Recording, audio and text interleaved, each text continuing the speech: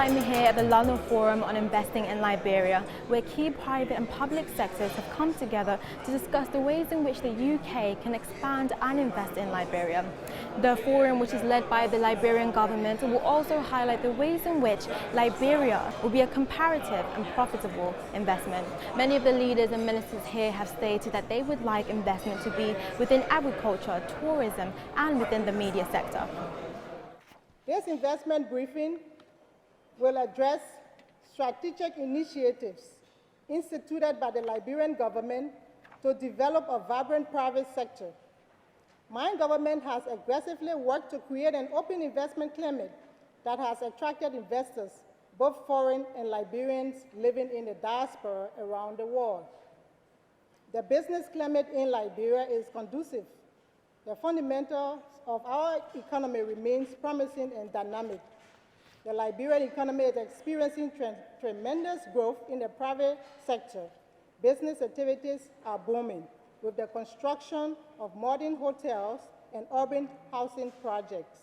Innovation in manufacturing, telecommunications, renewable energy exploration, improvement in the delivery of transportation system, and upsurge in the importation of machineries and equipment.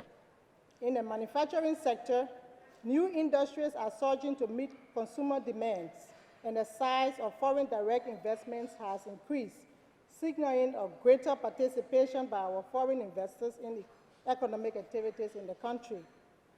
In this connection, my government is encouraging foreign capital investments in agriculture to provide farmers the necessary tools, seeds, and modern processing machines that will mechanize production and add support for large-scale mechanized farming to support the development of a domestic agro-processing industry and increase production for crops as rice, palm oil, coffee, cocoa, and rubber. In rubber and palm oil, for the revitalization of our rubber industry to support the implementation of an aggressive ongoing replanting program by Liberian farmers. In housing, transportation, and infrastructure, to examine the enormous prospect that exists for construction companies, builders and suppliers of building materials to invest in the rise of construction of modern urban housing units and new resorts and villas to satisfy the enormous demand for transportation. In mining, the country has rich deposits of several mineral resources, especially iron ore, gold, and diamond, where foreign investment is needed to tap these rich reserves. And in forestry, timber is a major export product in Liberia. Approximately half of the country's land area is covered by tropical forests, which has within its few hundred species of timber that include high amount of coveted marconate species. Growth in the sector, it is very high and needed in Liberia. Liberia would like to thank you for looking at the country as an investment opportunity despite global economic challenges. You can rest assured that your investment dollars in Liberia will be well spent. I thank you all for attending this investment briefing. Can you please tell me why exactly is this event so important? This event is very important because we are now moving towards improving on our own domestic policy. We want to be able to attract investors. Reason being that our country is a country that is a very young population. We have more than 60% of our population below the age of 25. And so there's an urgency to create jobs for these young people. So we are out there and trying to reach out to investors so that they can invest in our emerging market. Liberia is a country that is open and have vast opportunities. Labor is inexpensive. You have thousands and thousands of people ready to work. The opportunity is great. You have incentives for businesses. And we are saying to investors that Liberia is open for business, and not just open for business, but we are ready and prepared to work with potential investors because we understand that when those investors, when their businesses succeed, the country succeeds. Because what happens, we have mutual benefit, right? They invest, they have returns on their investment, They create jobs for our young people and the rest of the citizens. So that's what it is. They make their money, we have jobs for our people. So that is the whole idea. And we are trying to say Liberia is a place that people will want to go. It's a destination now. You heard and you read that Liberia is one of the places to visit 2020. We have beautiful beaches, we have warm weather, friendly faces, and so what else, can anybody want? A country that is open and very friendly people and saying, come, we have the opportunities here and we are willing to work with you. So that is the idea. And so there's an urgency. And so we are reaching out to get not just British investors, but we are also trying to get our Liberian diaspora, those who have lived in the country and have the capacity to also invest in Liberia. So we are also targeting them and saying, come back home and come help create jobs. Not only will they be creating jobs, but they will also be transferring knowledge, because we need to build the capacity of our young people of our country so that we can continue to compete around the world. And so that's the idea. That is the true idea of putting this together. And we are pleased that we had the British government work along with us to organize this event. Thank you very much. Thank it's you. about to stop, but thank you. Nice to Thank meet you. Thank you. Honourable Ministers of the Government of Liberia, Your Excellency and colleague, Madam Gurly Gibson, Ambassador to the Republic of Liberia, UK officials and Liberian officials, UK and international business community, and all other delegates, good morning. I am delighted to be here today in what is now my 4th UK-Liberia investment event, the first being here in London in 2012, which was also organised by our friends in DMA and Atom. So it's good to be back at another one. And in many ways, I believe this event is the most significant. It is the first UK-Liberia investment event since the election in December 2017 of His Excellency George Manneh Weah, which marked the first democratic and peaceful transition of power from one living president to another in more than 60 years. Liberia's stability was confirmed further with the departure of the UN peacekeeping mission in 2018. Today's event has been the initiative of the Liberian ambassador and the Liberian government, and I am pleased to be working with them and supporting them in this venture, and they are to be congratulated on that. Now is the time to change the narrative on Liberia. It is no longer a post-conflict country, but a country full of opportunities, with a determined and resilient population looking to the future. Undoubtedly, they have faced many challenges over recent years, including some major economic challenges. However, the government has shown its willingness to take difficult measures needed to stabilise the economy, working closely with the IMF and partners on some brave economic reforms, for which I applaud them. They have also publicly committed to significantly reducing the obstacles to the private sector development and investment, and tackling corruption. Investment, as the Ambassador said, investment opportunities exist in agriculture, fisheries, forestry, mining, infrastructure, and tourism. Liberia has also preserved the largest area of primary rainforest in the region.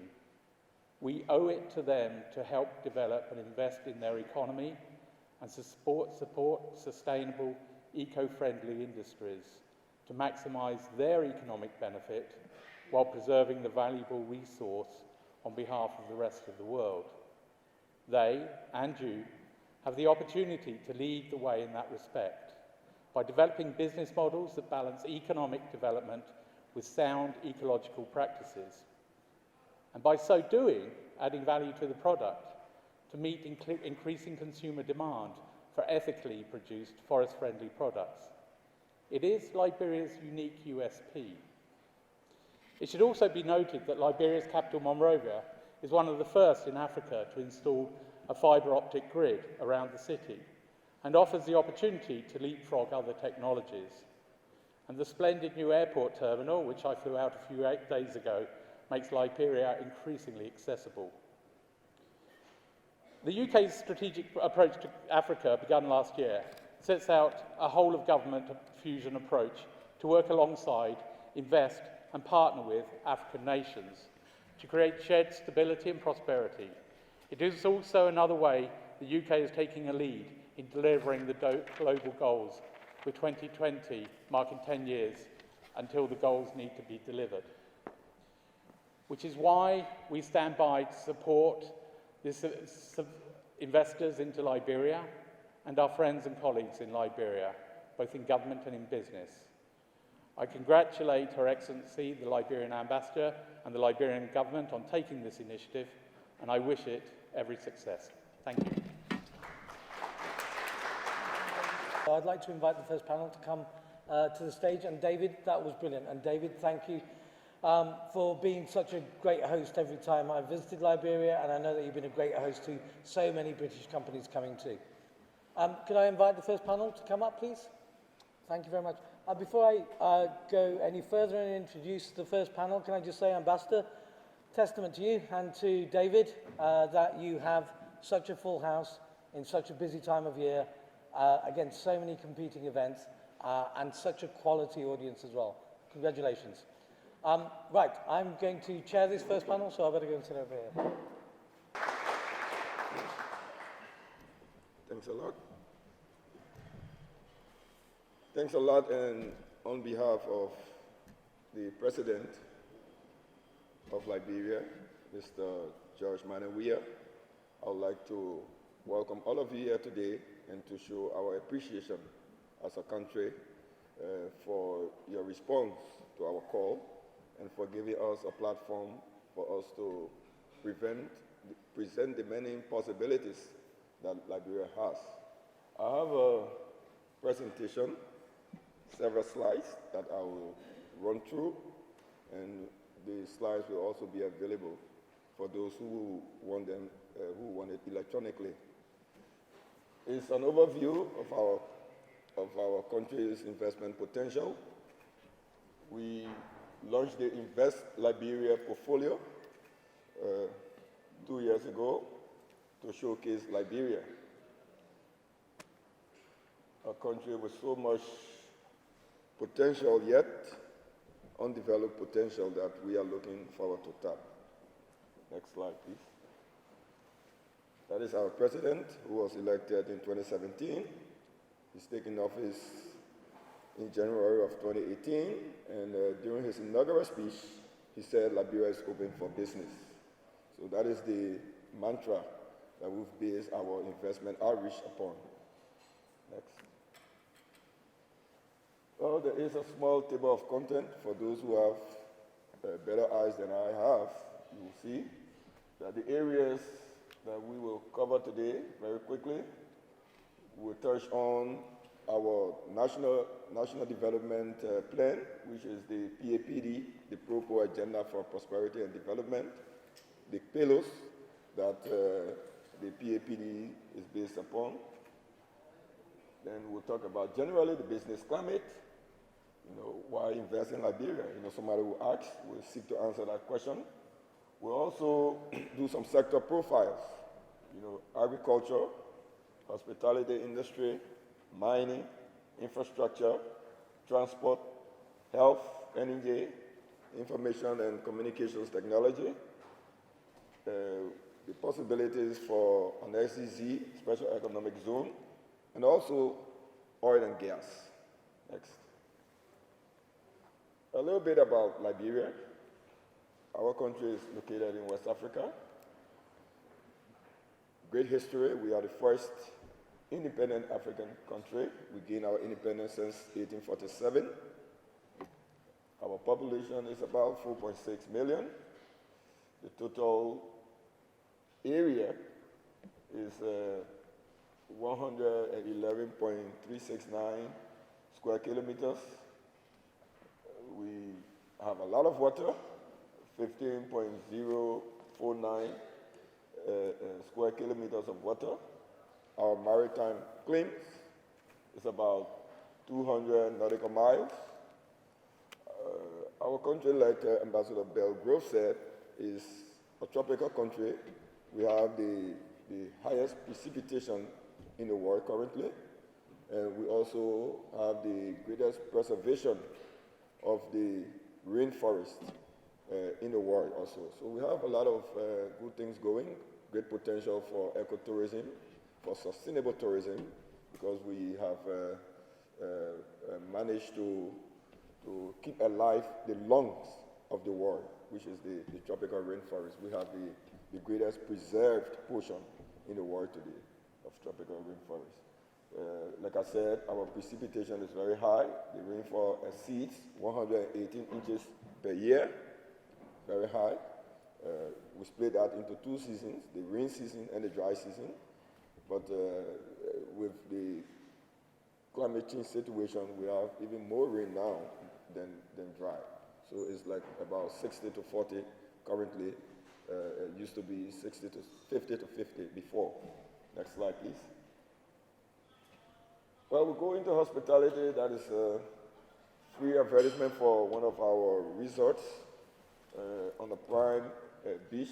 The reason we decided to display this picture, it shows it's a combination of several things. You know, our pristine beaches, the lush forest, you know, and then it's almost like paradise, Liberia.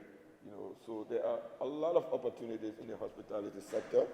Our country was just named one of the friendliest countries in the world, I think second, third, meaning we are very hospitable, we receive people, we are friendly, and we have the natural beauty that is needed for tourism to thrive, particularly ecotourism.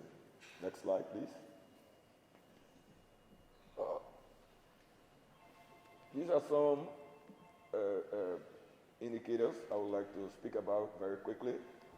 We had a dark era. Our country went through a period of civil strife from 1989 to 2003. We call that the dark era. But with the resilience of our people and the support of the international community, we came out of war, and we have had 15 years of political stability in our country with 3 successive and successful democratic elections. We have a democratic transition of power from an incumbent, as Ambassador Belgrove again mentioned. We had a successful transfer of power from one democratically elected government to another. So our political atmosphere is strong, our democracy is thriving, is still young, but we do value the freedoms that come with democracy, and therefore the climate, the political climate and the investment climate is very strongly founded for investment. We also acceded 3 years ago to the WTO, and we are participating in the full liberalization process that the WTO accession requires. We have a proper legal framework in place for a smooth business environment. You know, we are still working very hard on our ease of doing business matrix. Minister Tape will talk about that a little bit more. Next slide. And these are some of our national indicators. As you can see, our GDP growth rate,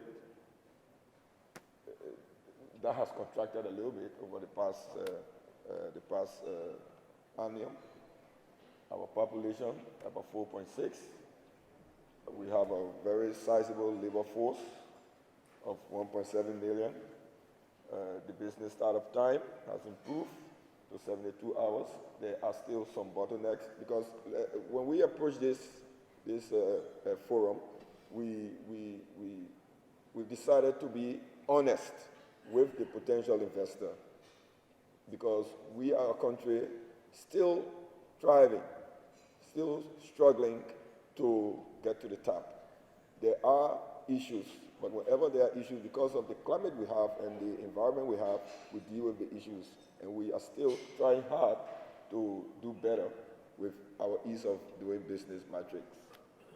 Life expectancy male to female, almost on par. The women live longer than us, the men. Maybe they have better habits. And our legal tender, we have a dual currency, a unique situation where we have a dual currency regime in place in Liberia. We have the Liberian dollar and the US dollar being utilized concomitantly as our legal tender. Also, we have very lax regime for capital repatriation. We allow capital repatriation, and being that we also use the US dollar as a legal tender, it also makes that easy for investors to repatriate capital when they need to. And in addition to that, one of our previous presidents launched what we call the open door policy. That policy still exists in Liberia today, where we encourage investors to come and we make your business environment and your capital requirements very easy and very lax. Thank you. Next slide, please. So our National Development Plan is called the PAPD, the Pro Agenda for Prosperity and Development. It is this National Development Plan that other subsidiary strategies and policies are derived. It is the bedrock of our governance program. And I will just point out some of the key pillars that this National Development Plan is founded upon. Next slide, please. One, we say power to the people because we are determined to reduce the inequalities that has persisted in our country over the years. In fact, when I mentioned the dark era, one of the things that caused our civil war was the wide gap between the very poor and the small group of elite that were controlling wealth and power. So one of the targets of this development plan is to reduce the gap between the poor and the very rich and create a sustainable middle class. Next. Also, peace is very critical to our plan. This is why sustaining the peace is a key pillar of the National Development Plan. So the areas of rule of law, justice, reconciliation are some of the subsets of that pillar. Next. Economy and jobs. To have a middle class, you have to expand the economy and create jobs. And we use these pictures to show the strength of our women, because one study in Liberia showed that most households are being supported by women in Liberia. They do all sorts of jobs, most of them outside of the formal economy, but they do contribute a lot to the Liberian economy. Next, please. Like I said, governance and transparency, our legal system, our governance processes, how we do concessioning, how we do procurement, how we protect investors, are all part of our legal framework, our judicial system. So it's another pillar of the National Development Plan. Next slide, please. Then I'll talk a little bit about the investment climate generally. Next slide. Somebody will ask, why should I invest in Liberia? These are a few of the manifold reasons. Access to regional markets. Liberia is a member of the Mano River Union that comprises Liberia itself, La Côte d'Ivoire, Guinea, and Sierra Leone. And we all have free trade agreements, so we can trade. Any investor investing in Liberia should also see both La Côte d'Ivoire, Guinea on one hand, and Sierra Leone and Liberia on the other hand as markets for their products. The cost of labor is very low, affordable. We have, like I spoke about earlier, minimum restrictions on the repatriation of profits. We have political stability. Our tax regime is predictable, it's fair. The international markets, like I said also, we are a member of the WTO. We acceded about 3 years ago. We are also a member of the African Union. We are a member of ECOWAS. ECOWAS is the West African Free Trade Community that allows any investor in Liberia that produces whatever to also see Nigeria, to see Ghana, to see Sierra Leone, to see Mali, to see Guinea as potential markets also. So your investment will not be restrained to Liberia alone, but because of our deep involvement in the regional markets, you have potential targets. And then we guarantee unfair expropriation. That's one of our strong legal requirements that we have in our country. We prohibit discrimination. Our country is very strong on deforestation. Like I said, we have the largest untapped, unexploited, I should say, rainforest in Africa. So we are very strong on deforestation. We have strong laws about that.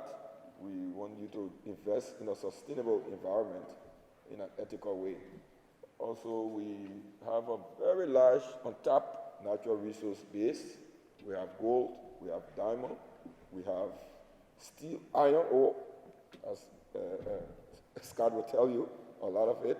And then we also have a lot of other precious and rare metals. We have cobalt, has been discovered in Liberia already now.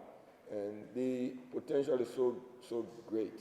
In fact, I also know for a fact that the gold sector is now expanding, and we are moving from the alluvial form of mining now to semi-industrial mining. So there are many opportunities in the natural resource sector. We have potential for oil and gas, though there has not been any discovery of commercially viable oil on our shores, but we expect, as a matter of time, for that big discovery to be made.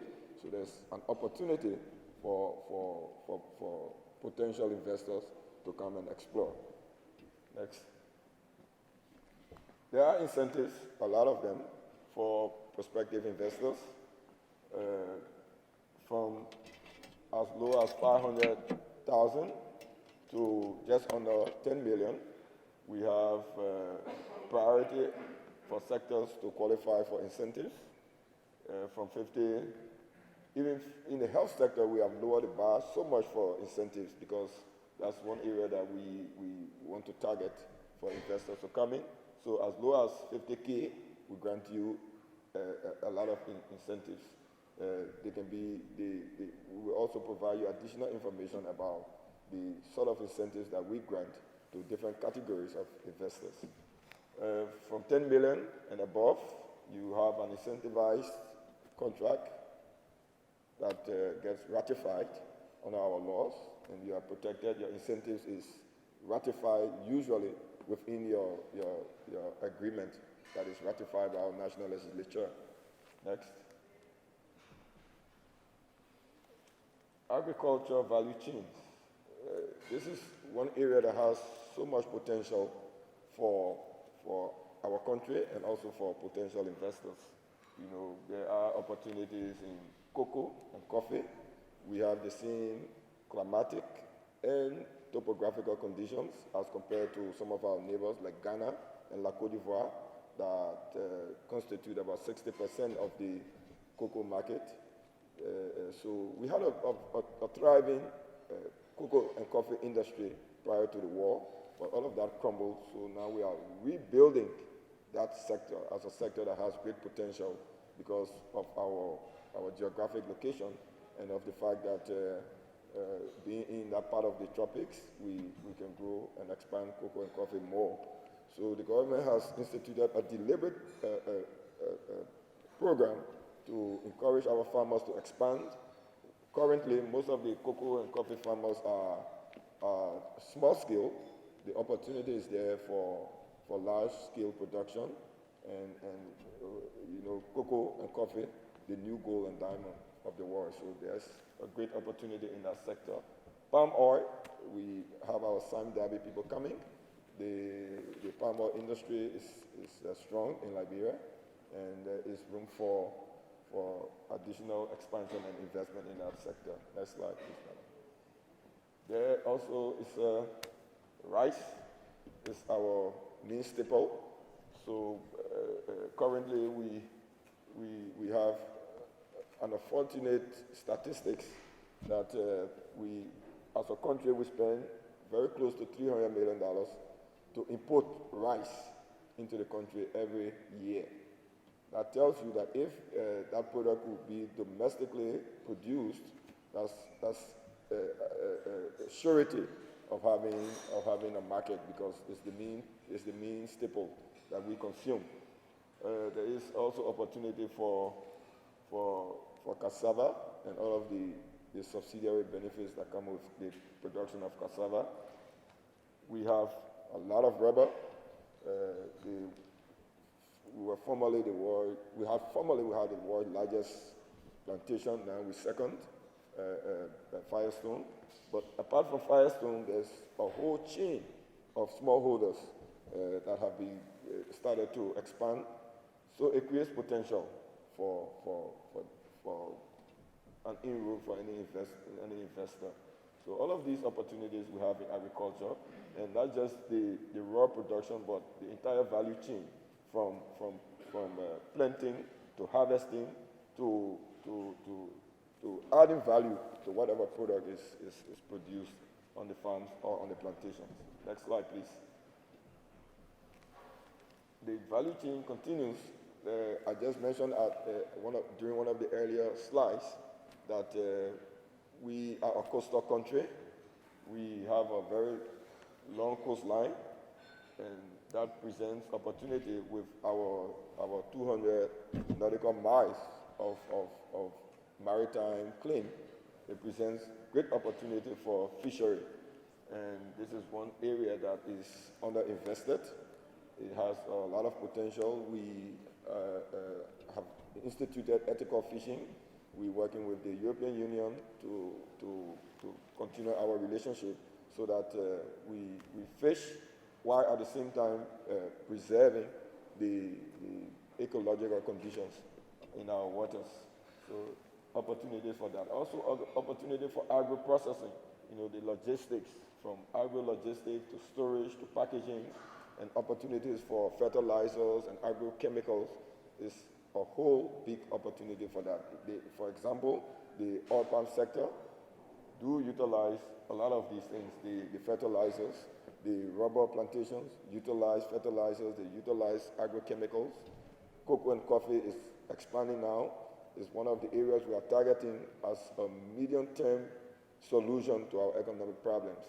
Cocoa, coffee, and other agricultural products. So we are expanding in cocoa production, mainly along our northern belt, the northern counties of Lofa and Nimba, where we have the proper conditions for growing cocoa and coffee. So there's opportunity. Also in horticulture,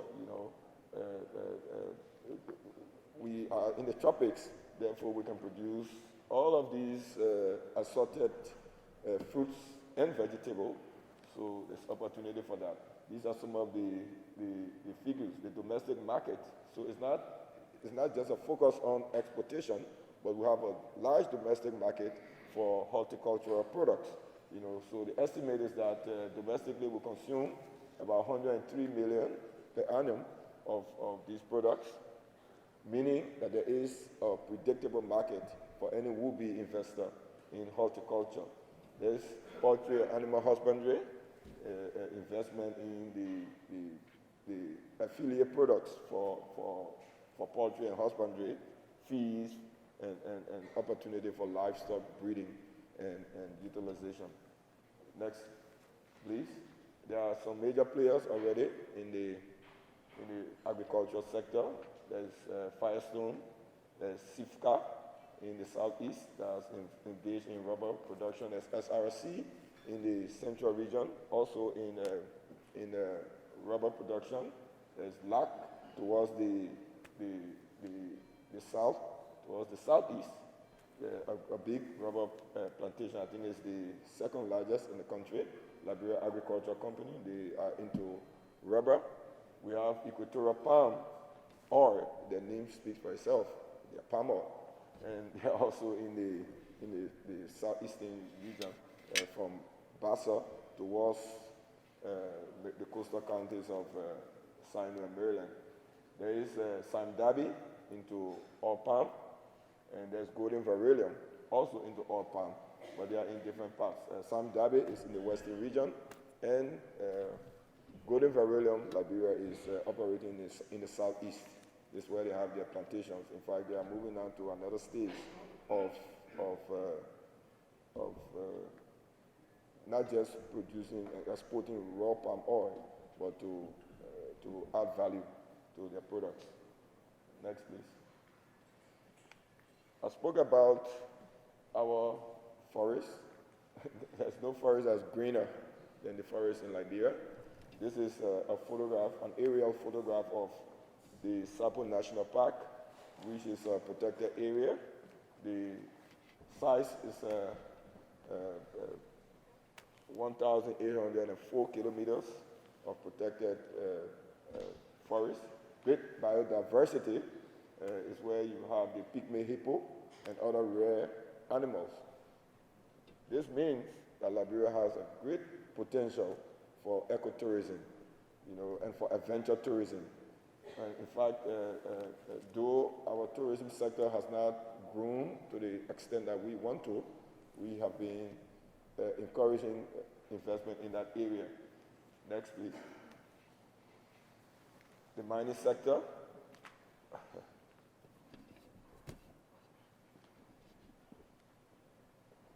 It's a time, so I will rush you. He wanted to keep a secret, but we agreed to be transparent here. So I'll hurry. We have so much to offer that we had to cut down the presentation so that we can meet up with time. But just look at what we have there. Phosphate, gold, diamond, iron ore, copper, lead, barite, bauxite, kyanite, platinum, manganese, uranium, chromite, corundum, nickel. I mean, it's a whole chemistry class of opportunities that we have, so you can choose to have your pick. Next. And also on the mining sector, let me just say very quickly, the Ministry of Mines has a website that's made it very easy to get into the sector.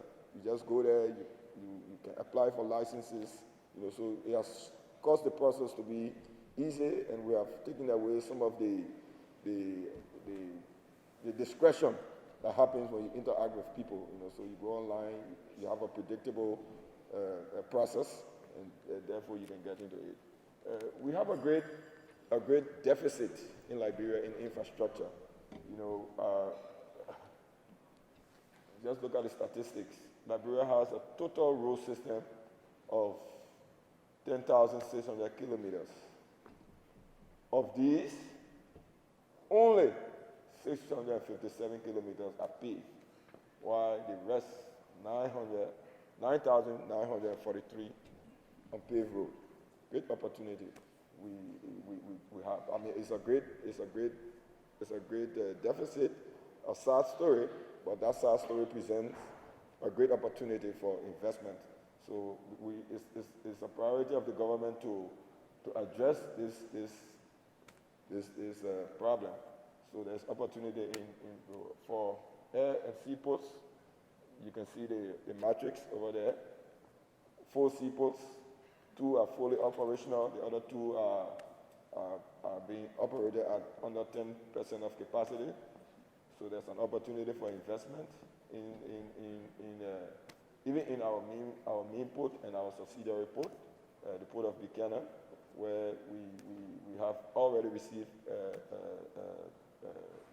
interest, and we have already had conversations, and we have already have advanced discussions, one of the investors here in the room, for the development of the port of Buchanan.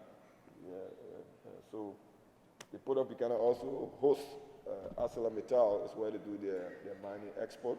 The commercial aspect is also there. So we are, what's the word, actually, well advanced with these investors in that area. There's potential for aviation. We have a small airstrip in the center of the city. That's, we have put out a tender for PPP so that it can be a commercially viable. So that's an opportunity that a potential investor in the sector could tap upon next. We talk about seaport development next. There's great opportunity for housing and real estate. You know, for a country coming out of war, you know, we have a great need for real estate. So that's somewhere that a potential investor could look at. Next. Transportation.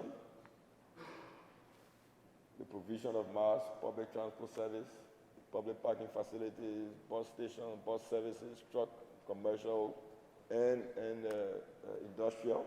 There's so much demand for that. Then the health sector, you know, like I said, the incentives that we grant in the health sector are so many, because it's an area that we have a deficit again, and therefore we are really looking for investment in this area. Next, the energy sector. That's a picture of our main energy production area, the Mankofi Dam. It produces about 100, the capacity is about 130 megawatt of power. Our demand is 1,000. Even as we speak currently, the demand for the entire country is about 1,000 megawatt.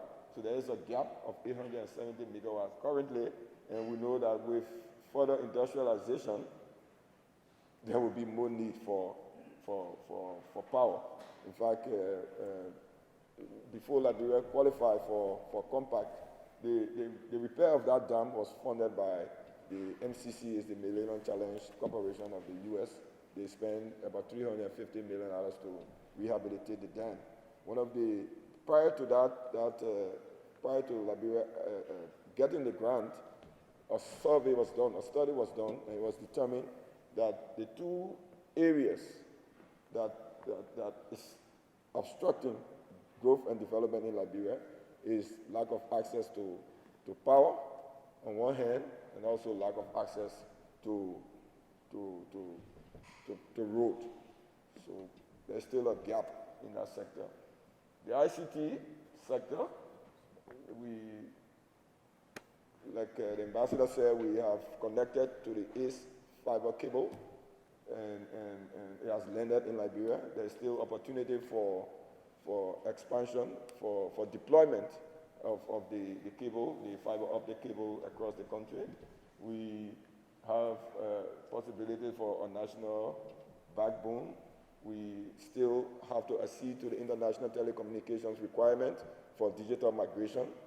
So we are looking for investors in that area so that Liberia can migrate from analog to digital.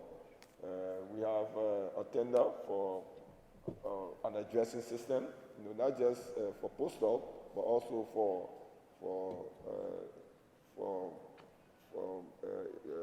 mapping of the country. Then there are opportunities for data centers and to be hosted in our country. We speak English. We can connect to the rest of the world. Therefore, you can look at Liberia as somewhere that has opportunities for the hosting of a data center. There are some players already in the market. Orange is operating a GSM service. They operate voice and data. Also, MTN in the market with voice and data. Telco is our national telco. They are expanding and also looking for partners to invest so that they can expand their own digital footprint. The commissioner of our telecommunications authority is here. She will make a presentation later on that will give you more details. Next. This is our ICT profile, our tele density. how much you'll be surprised for a country of our size. We do talk a lot on the phone, so there's opportunity for for people to come and invest in that sector. So we are looking for investment into a special economic zone.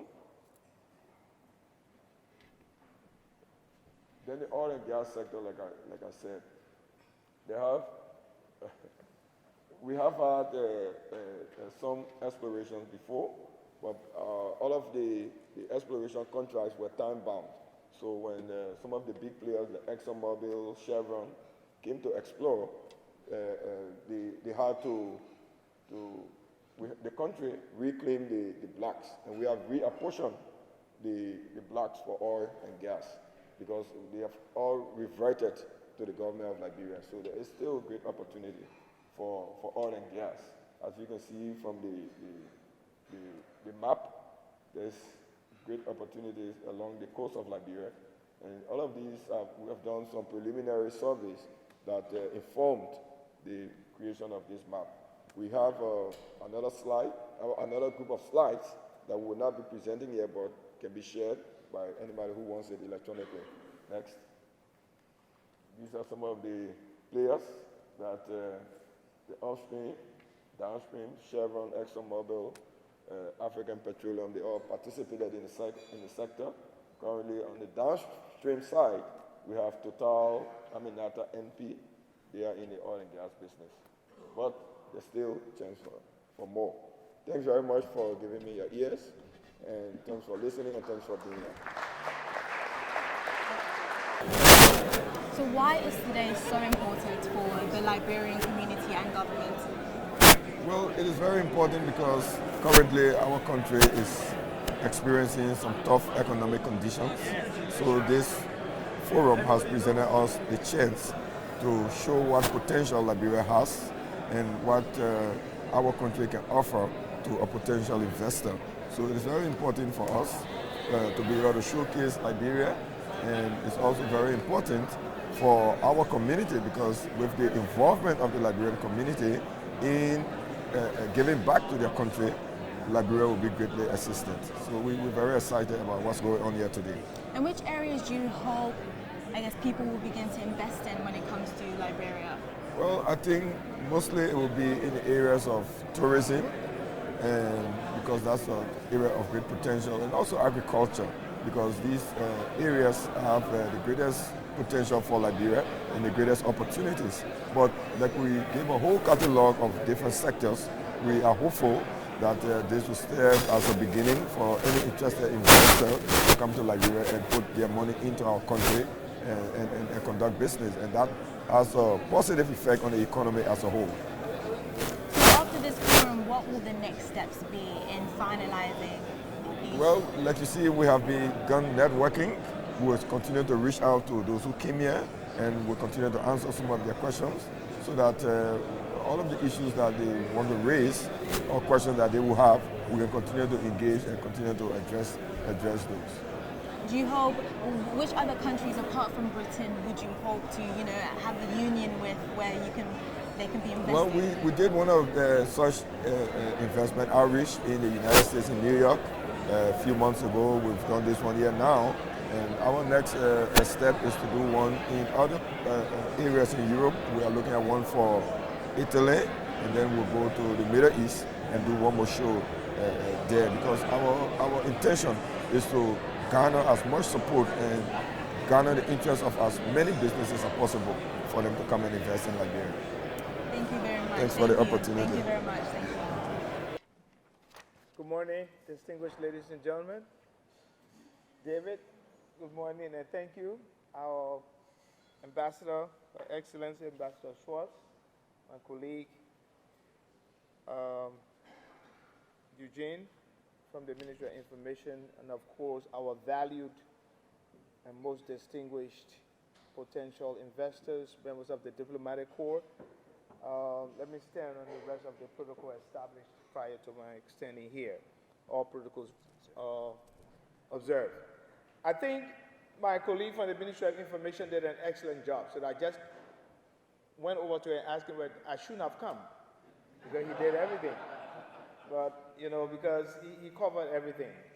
We want to say thank you very much for this forum, which we consider as very, very important to the government. The ambassador also made the point that this is a major event, and like David put it, this event now is going to reset the narrative for Liberia. Coming from out of a war, devastated by 14-year civil war, devastated also by the Ebola virus disease, which gripped the country about 4 or 5 years ago, and a new government coming in to pick up the pieces to go on. We have already extended the appreciation of the President, His Excellency George Manawia, and the government of Liberia for setting this important forum. Are we there? Okay. We gave you a brief that my colleague did on the basic macroeconomic indicators of Liberia. He did that. We have a GDP about 3.6, but the growth rate that has been scaled down to under 1%. I think it's about 0.4. And like he said, this administration tells you what the actual figures are, because as investors, you must know what the situation is so that you can be prepared to work with it, instead of trying to data figures and present a picture that makes it strategic planning a little bit challenging. So the growth rate is about 0.4. The GDP when the GDP growth was 3.9, and you see what you have there is an increase in the GDP since 2017. I mean, GDP increased before decreasing slowly since then. And the reason for that is, prior to 2018, we had a significant number of international organizations in the country, and the capital flows were coming to fund the activity. But these funding that were coming were not for any productive purpose per se. They were NGOs that came in because of the Ebola and because of the civil conflict. And when they left, there was a big void. One of those that came also was the United Nations Peacekeeping Force. I think we know that Liberia hosted the largest peacekeeping force in the history of the United Nations. That took away $500 million in terms of fund flow to the country. The actual GDP growth you see, 2016, we're projecting 2020, meaning our year is 1920. If you see the real GDP there is dwindling because of that, but you also see the major contributors to mining, to the GDP. You see mining and the non-mining. You also see mining has been growing too, because there has been a sizable increase in the activity of the mining sector.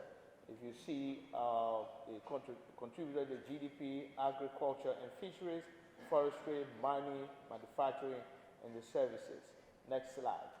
You will also see that the major contributors in the agri and the forestry sector, you see Son Timor is reducing because of the war. There has been less activity in the number of what you call factories where they do the planks and the sawing. You also see an interesting development in the CPO, and that's the crude palm oil in Liberia. By the way, Liberia is the only country in the West African sub-region with a surplus production of crude palm oil. The rest of the countries in the sub-region are in deficit. So that is a major part. The cocoa beans is fluctuating. It dipped in 2017. It's going to stabilize. But we are taking steps as a government to make sure that this area of our activity improves. David knows about the plans that we are making with the LPMC. The cement and mining output is also increasing as well, as you can see that, because we have a number of firms that are importing. And what we are also looking at, we look at the composition of our imports. And let me state that Liberia is still a net importer, although the level of the trade deficit is declining because of reducing imports. Next slide, please. Next slide. Okay, that's the trade patterns. You see the net trade. Can you come to the next one? Okay, right there. You can see it's decreasing from 663 from 1 billion. 1 billion to 6,923, and it's decreasing. We like the decrease, but we want to see the decrease not only because of reduction in imports, we want to also benefit from increase in export, and that is what we want to do. Next, that is the composition of our imports: food, life, animals, minerals, and all of that. You see all of the declines and see some upswings, especially in the manufacturing materials, simply because the government decided to put emphasis on manufacturing. Next, please. I'm running fast because you say I don't have much of a time. Rice and petroleum imports. Most of that, almost all of that is imported. Now, you see the quarterly petroleum imports decline because the manufacturing, the economic activity declined. Most of the foreign firms declined. So the quantity or the quantity of our imports had to decline in terms of the consumption available in the market. Next slide, please. Now, we have rice. Like the minister said, most of what we eat, almost close to 95%, is imported. Our plan is to produce the commodity in the country. And this is where we believe that the gain can be accomplished, especially when we spend close to between $250 to $300 million in the importation of rice in a country where rice can be grown. Okay, export of iron ore and gold soared in 2018. This is an important development, but what we are doing as a government is to switch away from extractive industry, because our experience is when extractive industry is depressed and there isn't a countervailing area of production, let's say agriculture, you suffer a major problem. And in the case of Liberia, we don't have to look too far because 45 years ago we had the same situation. So we want to be able to diversify the economy towards agriculture. And that's where we are talking about in the agriculture sector. We want to be able to move into the agro-processing, agriculture and agro-processing. Next. Exports have moved from Asia to Europe because of the mining, substantially because of the mining. We want to be able to diversify the export base also. Next. Imports are increasing, suggesting, well, that was a different slide. We decided to protect domestic import, but that policy we realized was that if you pass a law just to protect domestic production without giving the market a free chance to decide, it can be a problem. So we did some work, and it showed that that particular policy needed to be reviewed, and is now under review. The intent is to allow the market to decide, but put charges in place where you don't hurt local production, neither do you hurt the existing investors in the area. Commodity prices, we talk about that. All right. So what do we offer? No, you don't have that slide. You don't have that slide. So what do we offer? Why do you want to go to Liberia to invest? We offer, like the minister said, one, stability. We have stability in the country. Two, we offer predictability, the ability of an investor to take a strategic corporate decision and say that if I do this, I expect this to happen. And if this happens, this is the counter step I can take. We provide that. That means you're not going to come into Liberia, invest your money, and then there is a problem and you don't have a recourse. If you have a recourse, that recourse must be, what's going to come out of that recourse must be predictable. And the ability to predict that means there is a structure, there is a standard operating procedure that you have to follow consistent with the rules. That's why we have, first, there must be information of what will happen if you came in, if you did this volume of business, how much taxes you would pay, where do you pay it. All of that information is in a website. I will update this slide and put the various websites. We have the Liberia Business Hub website. We have the Ministry of Commerce website. We also have the Liberia Business Registry website. When I complete those pieces of information. All of this information tells you everything from A to Z, what you need from establishing a business to liquidating the business you want and what to expect. What does this do? It avoids the possibility of rent seeking. It avoids the possibility of rent seeking, which also has the ability to soil the investment environment. What next do we offer? We offer, no, let's do it with this. We've done with that. We've done this. The next is a tax regime that is friendly. We have a friendly tax regime. And like the minister said, depending on the level of the investment, we can be able to carve out what regime that applies. In addition to that, there are reviews now to even reduce the corporate tax rate because they believe and the view of the government is that the private sector can better do with savings in taxes than the government can do that. Because if we reduce the tax rate from 35 to 20, the 50 percentage points, those savings, you can apply it better than the government can. And so the tax regime, as friendly as it is still under another review with the intent to reduce it. Next, he talked about the free movement of capital. Our country is the only one in that part of the globe that carries in this constitution the sanctity of contract, meaning that when there is a contract, you have to be able to follow it. If there is a problem with the contract, you do not abrogate the contract, you convene a meeting of the parties to the contract to review what that situation is and what that party which is found to be correctable or that needs to be corrected must be given time in order to correct that fault. The next thing is the free movement of capital. We do not put restrictions. We have zero restrictions on the movement of capital. If you came into Liberia and you invested your money and you made whatever amount of profit and you wanted to repatriate it, we not tell you how to repatriate it. We not tell you how much to repatriate it. In fact, we have a dual currency system that allows you to do that. So that particular aspect is something unique to Liberia, and that should be able to help our investors. So then, what do we have?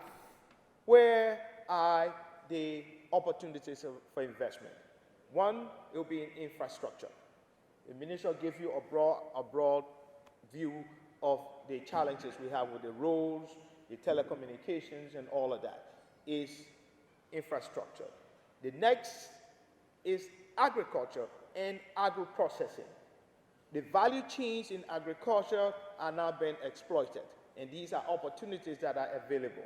In fact, what we've done now is to establish a special economic zone by law, where we want to reside all of the manufacturers that are intending to export. And in fact, the preparation of that special economic zone, government is now preferring to have private sector people come in and make the investment. You make the investment based on an agreement. When you shall have recouped your investment, then that the government can begin to take control of that. But we prefer, as a government, to have a public-private partnership in that respect. And so the SEZ, I was speaking to a gentleman a few hours ago, the SEZ is open. There's another place that we can do that. The other area that we have would be mining. He has given you all of the possibilities for mining. We need to do mining. The opportunities are there, and these returns can be enormous. But whatever it is, we will give you all of the support we need. The next area that we would like to go to would be fisheries. Fisheries is a virgin place. We run close to 600 kilometers of coastline that is underutilized. In fact, we just moved it to 6 nautical miles, correct me, sir? 6 nautical miles to do all of the fishing. We have about the best salmon production anywhere in the world. Next will be tourism, another virgin area. In fact, we have a place called Cape Mount that is approximately 65 to 80 kilometers away from the center of Monrovia. And there you have one of the best surfing destinations in Africa. We need to develop that. Apart from that, we have other areas that are around the country where tourism can strive. Investment in Liberia also gives you access to the West African sub-region. That's about 335 million consumers by way of the ECOWAS trade level scheme. We have subscribed to that, so once you produce in Liberia, you can export to any West African country. 2, we have also rectified the trade facilitation agreement of the World Trade Organization. That gives you special incentives to be able to export what you produce in Liberia. The final thing is the global economic situation in Liberia. What does it look like? The minister provided a bird's-eye view, but the situation in the country was so difficult. It still is difficult, and we needed to take some very concrete steps as a government, because what we inherited as a government needed to be reviewed. We had a patchy situation where the economy was undergoing difficulty, but the difficulties were being shielded by the continuous inflow of aid money into the country without solving the productive decay in the economy. We've come, all of those flows have now stopped. We have a wage bill, inherited a wage bill of close to 70,000 persons. 70,000 persons with a Monday wage bill of approximately $15 million. If you took that, of the 70,000 people with $15 million wage bill, you had 4,000 persons that constitute less than 4% of that number, making 32% of the wage bill. And that, in our view, was inappropriate. So we had to take it. And 2, the economy could not afford that. So we stabilized that, cut the wage bill, and it's a difficult thing. And why did we do it? We wanted to do it because we want to make sure we're on a proper footing. So after doing that, expenses are now under control. We've now put together a budget of close to $527 million US, and we've been able to now adopt an IMF program, which will help us to put our act together. Are things good yet? No, they are not good yet. We are not there yet. But one thing is sure, the president and the government have decided to take what it will require to cure the problem with the economy. And so, again, let me assure you, as our potential investors and our investors that are coming, this is the nature of the country. This is the environment that we have. It's a friendly environment. Investment is welcome. It will be protected. And we believe that the private sector provides the best option for the creation of growth, or providing growth to the economy than the public sector. This is why the president and this government depends and looks to the private sector and limits its role in the economy to the provision or the rules, put in the rules and the regulation, and make sure that every member in the environment plays by the rules, including the government itself, because we view the private sector as the provider of the engine of growth. Thank you very much.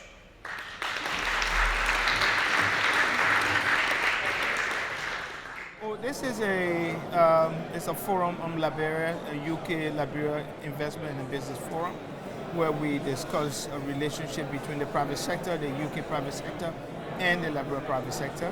The government comes in as a representative of the country to discuss with the investors that are here, give them assurances, first give them a complete review of the economy, the business environment, both business and investment environments, and be able to encourage them to come. We tell them exactly what Liberia has as an advantage to attract investors. For instance, our tax regime, which is about the lowest in the region. We give them the repatriation of the free movement of capital, which is something most people don't do. We give them the ease with which they can do business, and we give them a whole range of incentives that we offer to attract them. Then we give them where the business opportunity, investment opportunities are. You saw in the presentation, I also provided some background on the macroeconomic situation because the Honorable Minister of Finance is not here, for them to understand what the economic situation in Liberia is, because that is the operating environment into which all of the investment and the commerce all take place. So this is why we are here, to encourage them to come to Liberia to invest, tell them there's a new regime, and Liberia is open for business, encourage them to invest in Liberia, and they can make a lot of profits out of Liberia. So apart from the capital and perhaps the lack of investment within Liberia, are there any other challenges that have stopped you from reaching the full potential? Certainly. You know, the country just got 14, 15 years ago, just got out of a 14-year civil war that completely decimated the country. So the challenges are in the area of infrastructure. We don't have the roads, we don't have energy, and these are things you need to drive substantive investment in the country. So yes, there are challenges, but the president and the government both in a situation now to know where we are going to face those challenges, and we are facing the challenges. That's why we're making very hard decisions to put our economic house in order. And fortunately, we done well. So we reached an agreement with the International Monetary Fund to have a fund monitor program to make sure that we put the economy in order so that the private sector can do what it does best. As the Ministry of Commerce, when it comes to investment, where would you like most of your investment to go into? Which areas in specific? Well, and that as a Minister of Commerce, but as a country, as a government, the areas of investment, we look at agriculture and agro-processing. We look to infrastructure also. We look into health. We look into mining. I mean, the opportunities are across the spectrum. So our responsibility is to inform our potential investors where the opportunities are, what the benefits are to come, benefits of the investment if you come into Liberia, and those are the things I mentioned before. A very low tax and tax and repatriation regime where you can invest your money and repatriate the profit, a regime where you can come in and register your business within 72 hours compared to other people that would take close to 600 hours, a regime where you can come in and have predictability, because all of what you need to do to establish a business are all there in advance. So you know what it is when you come in. Bianco, somebody say, look, I want you to come here and set up this business. These are the laws, these are the fees you have to pay. Those things are known to you, and that underscores predictability. Then we have an element of stability. We have had a stable government since the war. We have had a stable government for the last 15 years, and now we have a peaceful transfer of power. Before the war came, it was 133 years, so we've gone back to creating stability. We also have security. Thank you very much. Thank you for speaking with me, sir. Thank you so much. Thank you very much. Ambassador Schwarz, Ambassador Belgrove, Honourable Ministers, distinguished guests, and ladies and gentlemen, good morning. It's a great pleasure to be here. My name's Scott Lowe. I'm the Chief Executive Officer of ArcelorMittal Liberia, which is part of the ArcelorMittal Group. So what I'd like to speak to you about this morning is tell you a bit about our company and a bit about our company's journey over the last almost 15 years in Liberia, but then very importantly talk about our exciting plans for the future and working with the government of Liberia to create a better future for the country. And but before I do, I'd just like to share with you some observations about Liberia. I've been working in Liberia for only a short time, for just a bit over 6 months. And I'd just like to support some of the comments that were made by the Ambassador and by Minister Nagbe. I can see very clear evidence that the government is working very hard to stimulate and attract investment and to create a vibrant private sector that Ambassador Schwarz spoke about. And I can see that there's a great deal of effort going into tackling the country's problems. Minister Nagbe talked about struggling to get to the top. And we've been in Liberia and making a contribution for the last 15 years, and we'd like to very much be a part of achieving that, of overcoming those obstacles and a joint struggle to take Liberia forward and to reach the top together. So just to begin with, on the first slide, a little bit about ArcelorMittal. Many of you will know, as indeed it's a very well-known company, but in case you don't, next slide please. ArcelorMittal is the world's leading steel and mining company. We have a diversified portfolio, steel operations in many parts of the world, and we also have coal and iron ore mining operations. And there's very few parts of the world that ArcelorMittal is not present. Next slide, please. This slide maps out our journey over the last 15 years. And I'll highlight some of the company's milestones. We're very proud that we were the first multinational company to enter Liberia after the Civil War. That was back in 2005. And then we set about investing a considerable amount of money. In fact, to date we've invested over $1.7 billion in Liberia. And we set about, after entering Liberia in 2005, in rebuilding the infrastructure and the rail and the port and setting up a mining operation. And then in 2011 began what we call DSO, or direct shipment ore. Began mining in a location called Tokade in 2011. And then set upon a project to expand the mine and to increase the mine life. But in 2013, the Ebola crisis happened, and we had to put that project on hold. We were continuing to operate, but the expansion project was put on hold.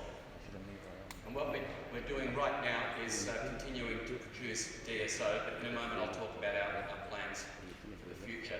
But one of the points I'd really like to stress here is that it's a true partnership between the government of Liberia and ArcelorMittal. And we've achieved a great deal. There's a number of important milestones there that has been great achievements for the company and contributed a great deal for the country.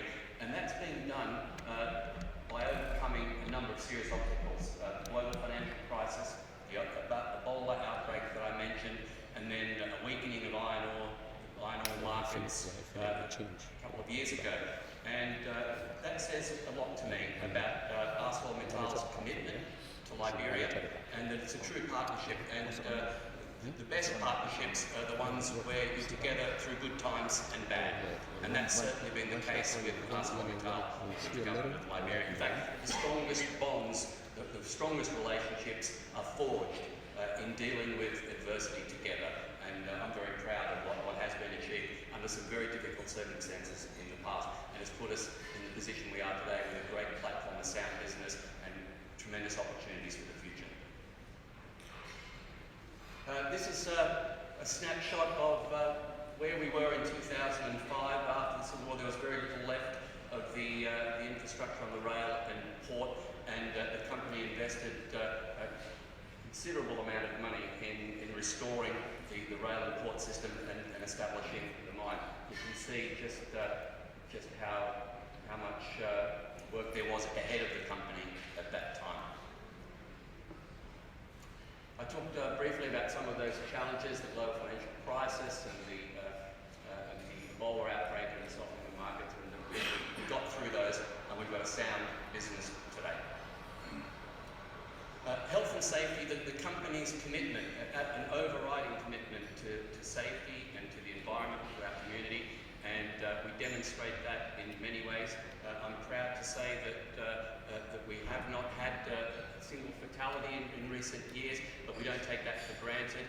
And our commitment to safety is not just to our employees and to our contractors who work on our sites, but to the communities as well. We put a lot of effort into ensuring the safety of the communities, particularly living in and around the rail. There's some real risks there, and we work closely with the community to manage those risks. I talked about that we've achieved a great deal, but we've also contributed a great deal over the last 15 years. So this let me touch on some of the metrics. $1.7 billion of investment that I spoke about, 2,000 jobs. It's actually more than that. If you take our direct employees and contractors, the number is 2,700, in fact approaching 3,000, so we're a major employer in the country, and for every job there are other people that benefit from those jobs, so we've really made an enormous contribution to the economy and to the people of Liberia. Staying on that one, sorry. Then financial contributions through taxes and royalties. We put Liberia on the map for the international mining community as an iron ore producer, and produced almost 25 and shipped 25 million tonnes of iron ore today. We've put a lot of money and investment into the community, into our local communities, and contributing to a community social development fund. Education and training is really important. It's another way in which we've contributed to Liberia. We not only train employees, creating the mechanics and the electricians and the workers for the future with a facility called our Vocational Training Centre we're very proud of, but we also run schools in Liberia as a part of our commitment to the broader community, as well as hospitals, infrastructure. We put $500 million in rebuilding the rail and the port, perhaps even more. And the Minister spoke about roads and how important roads are. I'm very proud to say that ArcelorMittal has agreed to fund the Gante-Yepipa road with $40 million to provide a paved road there. It's very clear to me there's a long way to go for the country, but I fully support the government's priority on infrastructure and pleased that we can be a part of that solution. Okay, looking to the future, so that's the last 15 years, summarised in a few minutes, but what I'm really excited about is the future potential. We're mining direct shipment ore at the moment, but the future of our operation depends on expanding the operation, creating a longer mine life, increasing capacity, but also building a concentrator plant. Because like all mines, as the mine gets older, the higher grade, more attractive ore is depleted, and to create the future that we need here, we have to build a concentrator plant so that we can take lower grade ore and turn it into a saleable product. I heard the Minister of Finance in another forum talking about the importance of value add, and this is a value add project for Liberia. Now, the project that we're working on, we've completed the definitive feasibility study. We're in the process of sharing the details of that with the government, and we're also working with the government on plans for infrastructure and for our minerals development agreement that underpins the future of this project.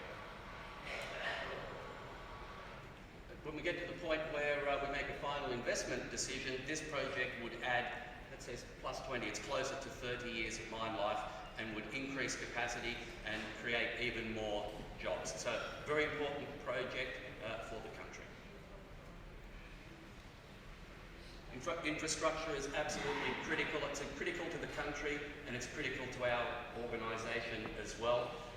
We've been in close dialogue with the government about the port and rail and the importance of infrastructure for our business, and the government has made it clear that they have an ambition, they have a vision of expanding the rail and port to provide opportunities for multi-users, for other companies to use the infrastructure, and for it not just to be confined to iron ore, but for agriculture and for passengers, and for the Liberian port and rail system to be an economic corridor for the region.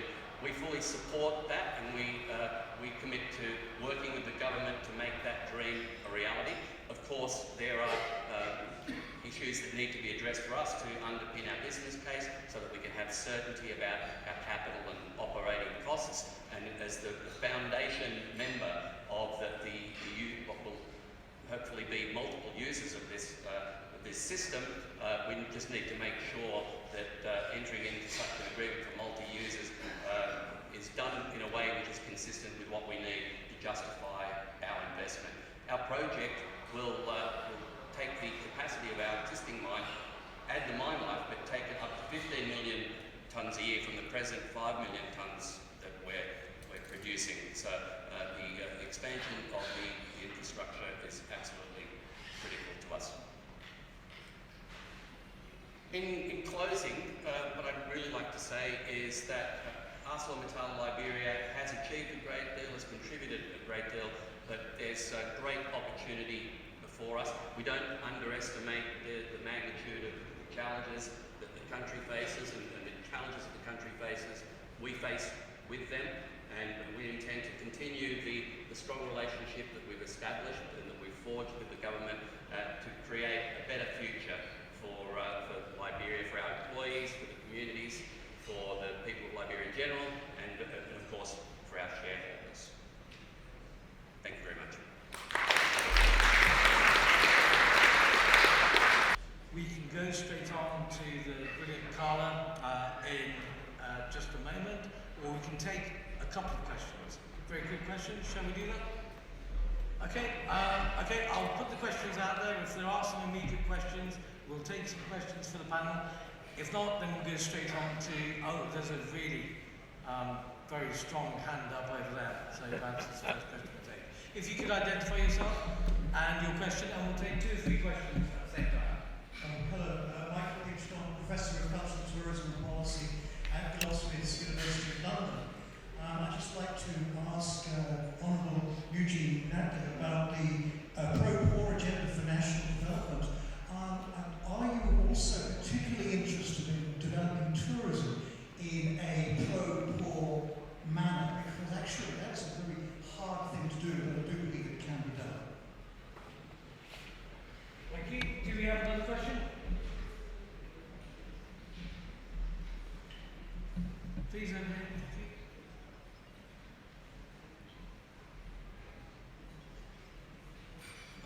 Good morning. Thank you for 3 wonderful presentations. Really crisp and good. But my question is really on the government's finance. Do you or are you in the near future thinking of issuing any government debt to help fill some of the infrastructure and other gaps? John Daly from Algebra. Thank you very much, John. Do we have one more question? Yeah. Coming from India, I wondered the why the country's main focus is not on agriculture when you're reporting 95% rice and when you have adequate rainfall. I'm sorry, what the question? The question is, I said, why the country is not focusing on agriculture.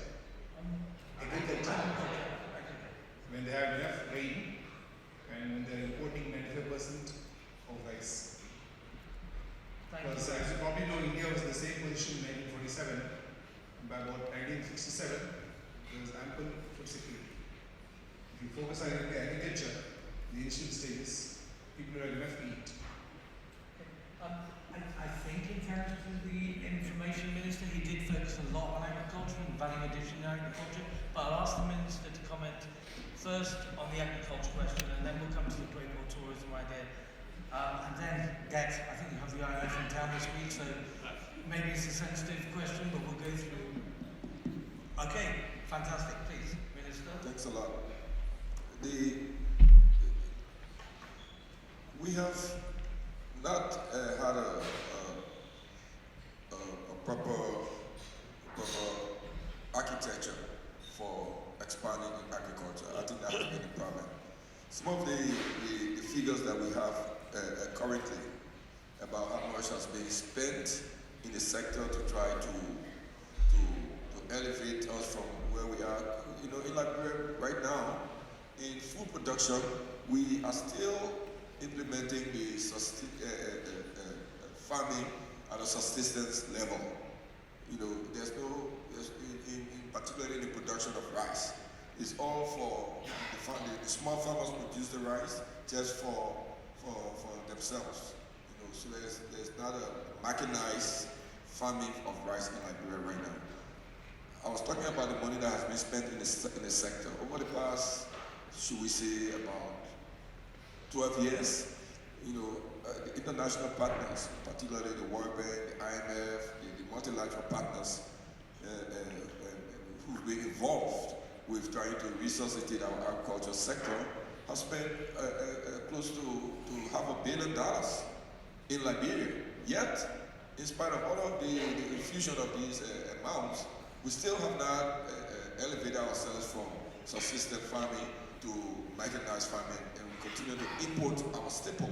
So we gone back to the table since Mr. President took office to meet with these people and say, look, perhaps the problem is not just, you've just been throwing money at the problem without a good plan. So we have to redesign how we deal with agriculture. First, we have to look at agriculture as a business. That's on one track. And then we have to look at agriculture financing, because for currently, banks finance agriculture projects similar to how they finance other businesses. Agriculture financing require a long repayment schedule, longer repayment schedule than if you were say financing other sectors.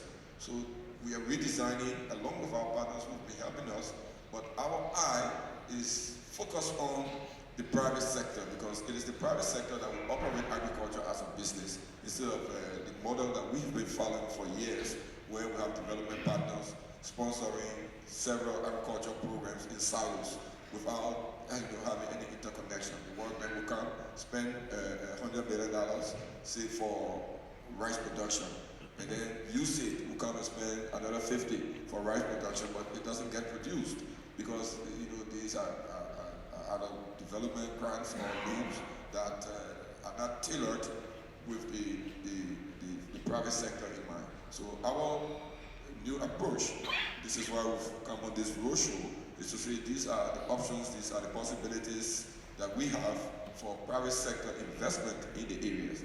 And that is the channel that we believe we should follow. You mentioned your own country, India. India has transformed its agricultural production into a mechanized system, and it is a big business now. It is the model that approach that we envision. Thanks. And then he asked about tourism. The opportunities are there with tourism, but again, we lack an administrative infrastructure, the proper administrative infrastructure for tourism to develop.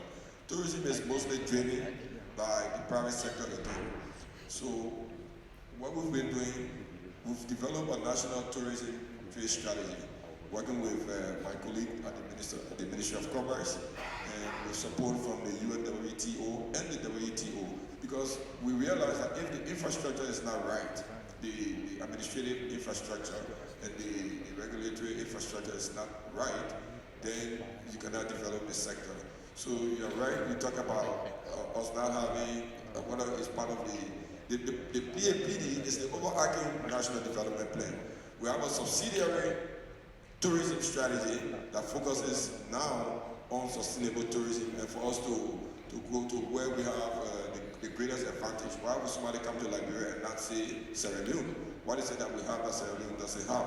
The minister mentioned our great beaches, the fact that we have one of the best surfing conditions in West Africa, and this is where we are highlighting. So over the past few years, we have seen some growth, but the trajectory is not steep enough to our liking, and this is why we are pushing and pushing and pushing, and with the proper infrastructure in place now to encourage private sector involvement in the expansion of tourism.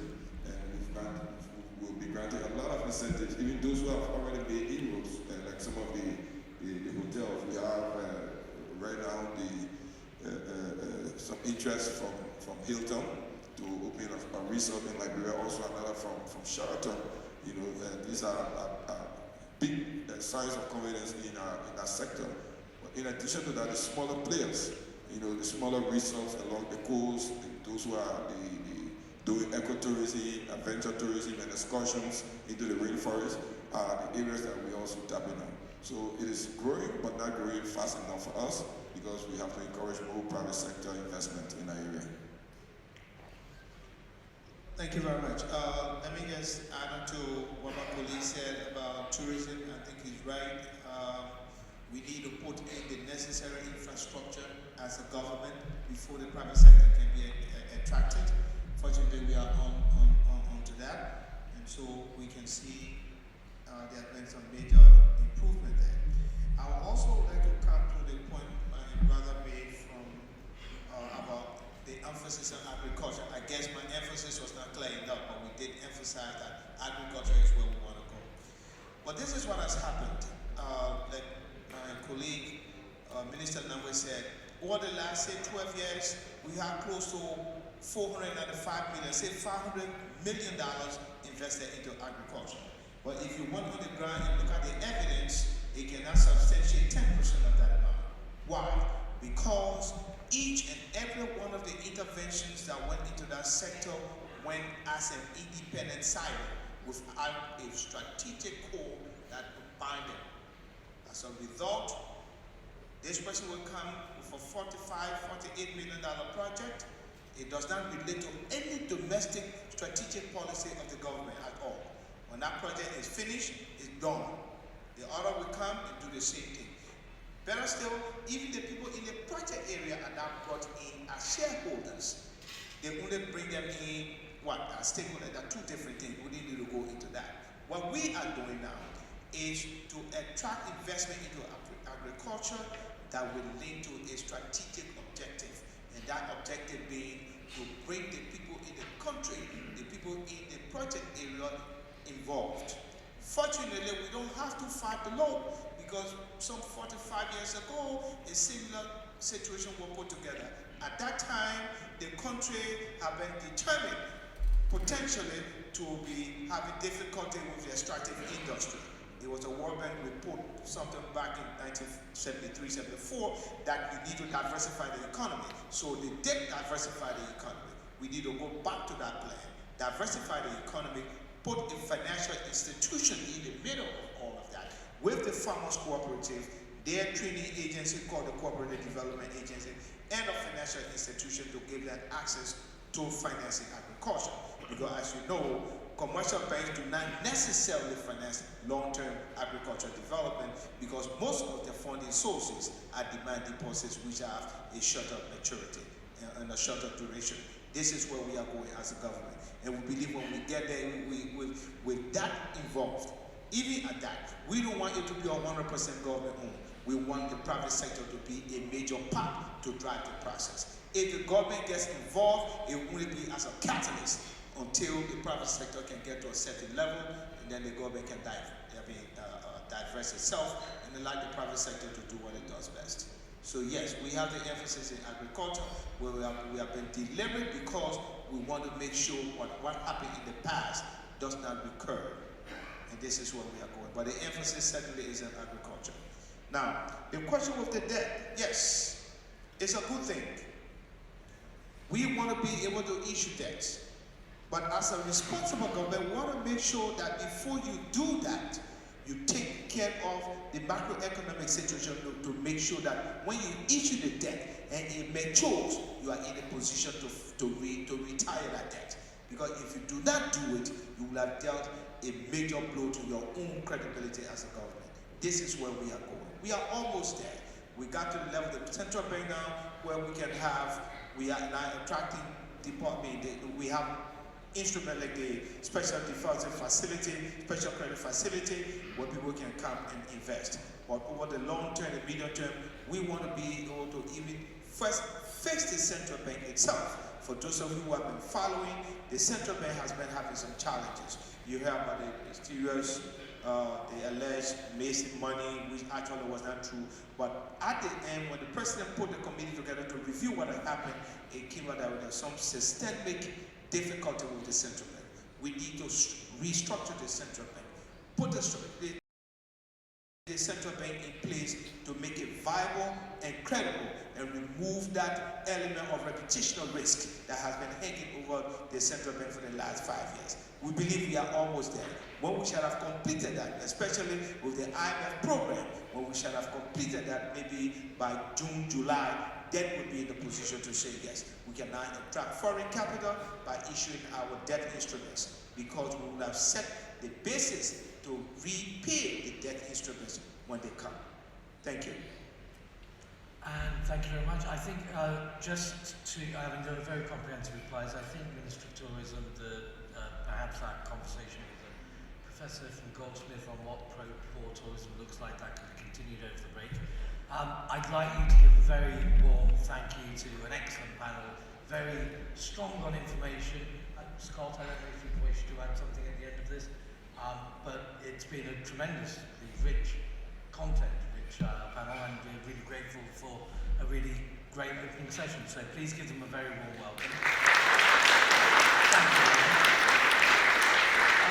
If I may ask you just to stay seated for the next few minutes while we invite what I think is an extraordinary part of the British government, which provides export finance, which provides real guarantees to do trade with individual countries. And I'm absolutely thrilled that they've got a Liberia program, which is a rare thing, I think, in much of West Africa.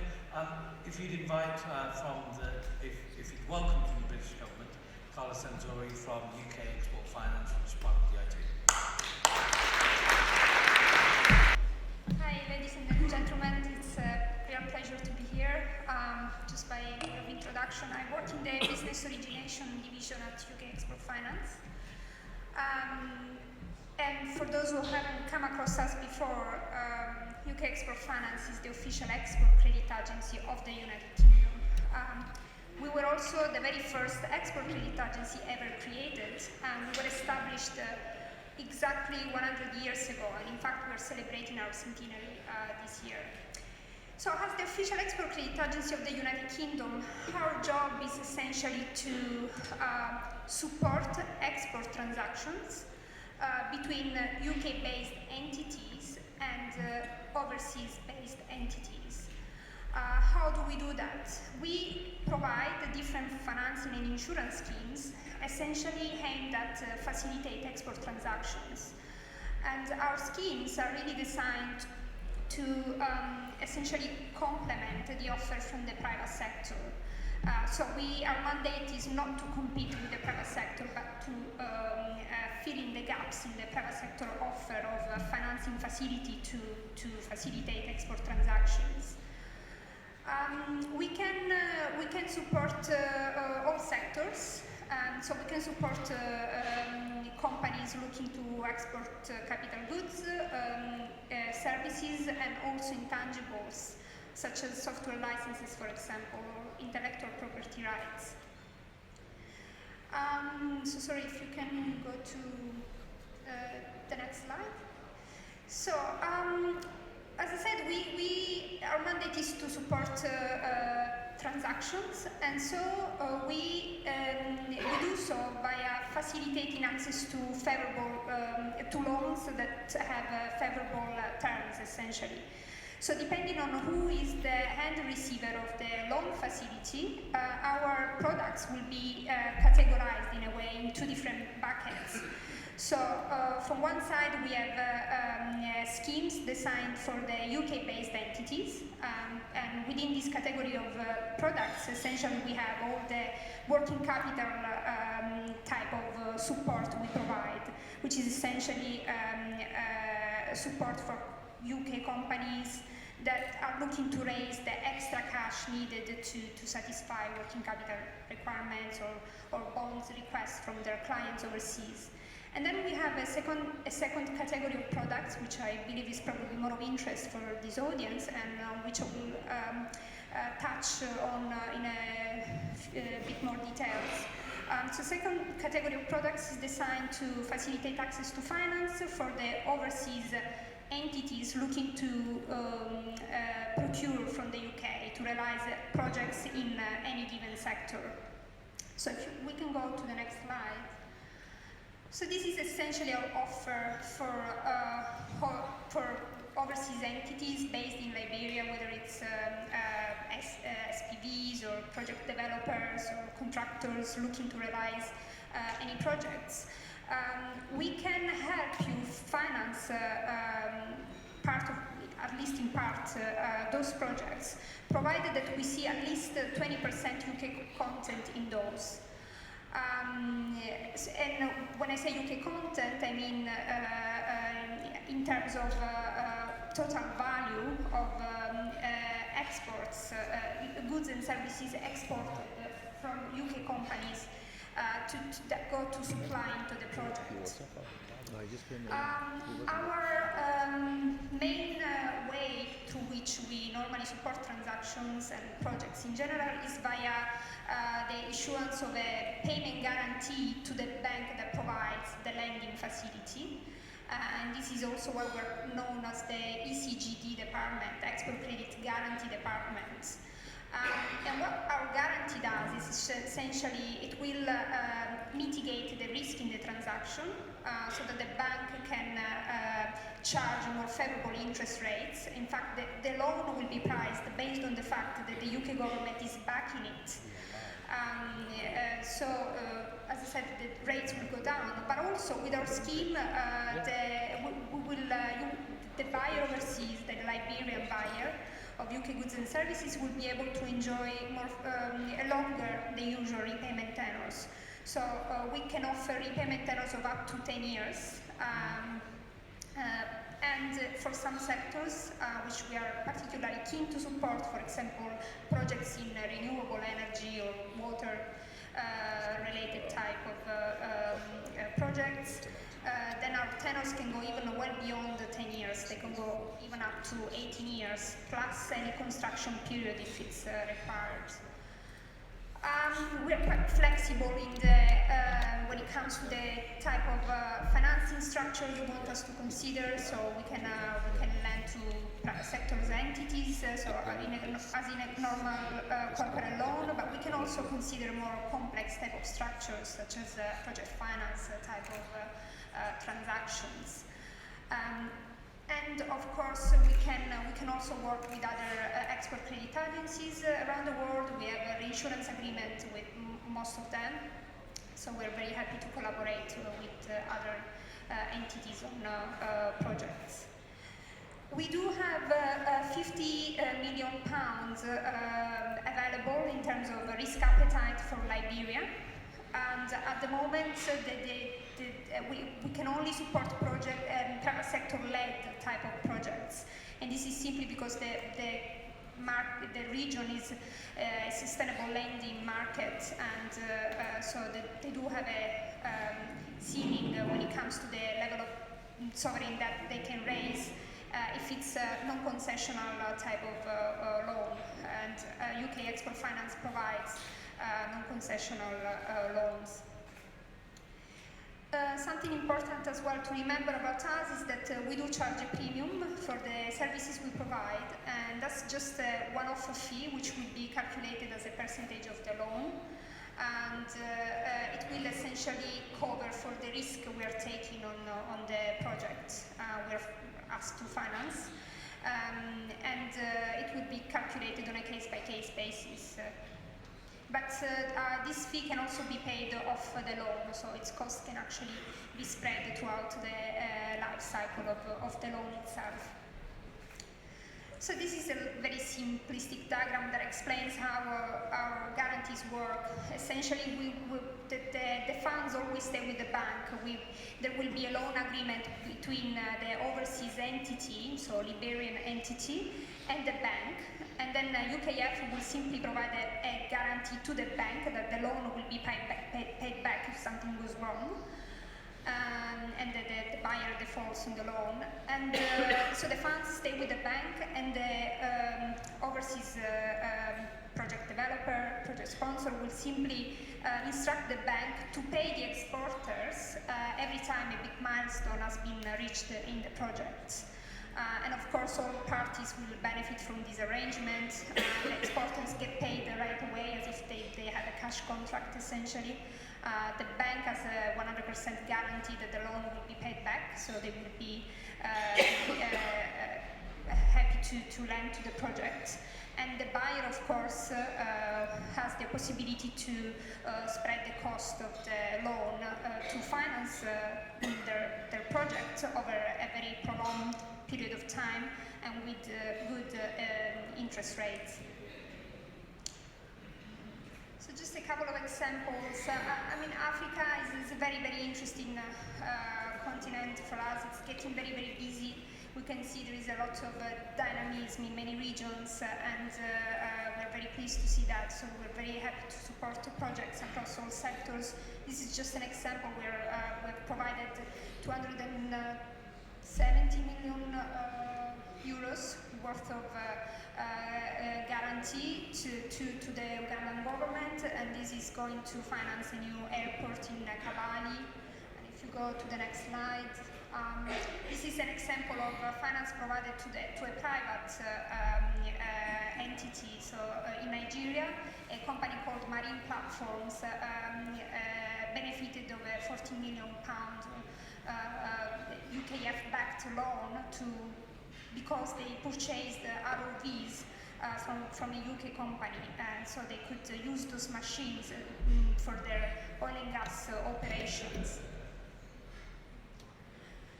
So those are, I'm conscious of time, so I didn't really go through all the different products we provide, but here in a slide you can see them all.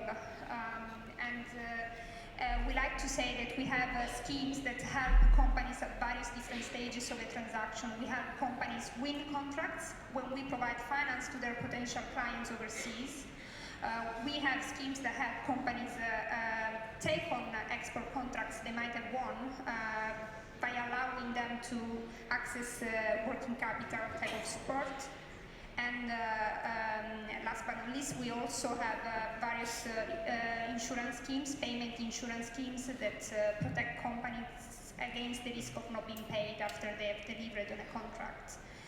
And we do also have one product that we provide, which is the only product we provide on the equity side, which is a political risk insurance type of facility. And this is for UK investors that are looking to make investments overseas. If they're worried about political instability in the market they are going into, they can come and talk to us, and this is something we can help on as well.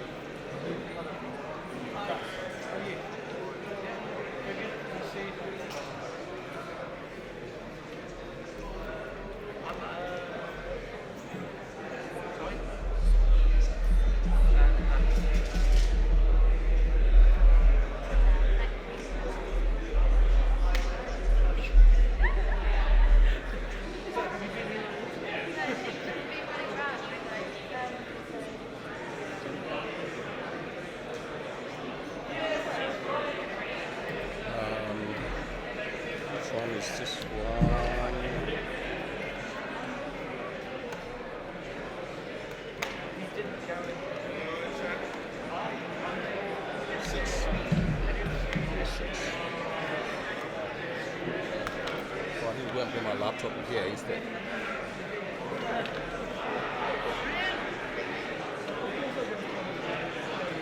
I'm just going to have to charge my laptop.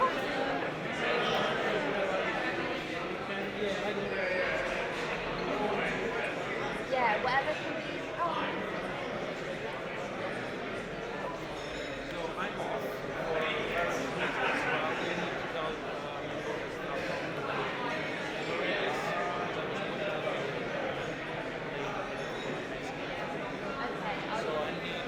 They know everything. Maybe the manager died.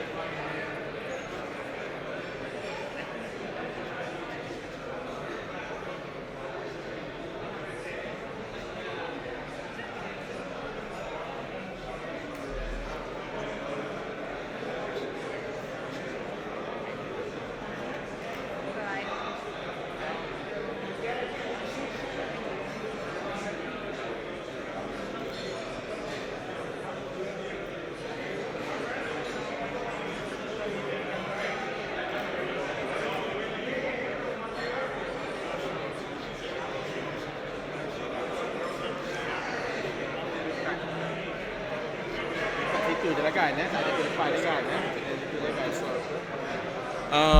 thinking of I doing think it. it's better facing that. Don't you think? I don't know, because the only thing I'm concerned about is that screen. It's going to look a bit odd. Okay. I mean, why are you here today?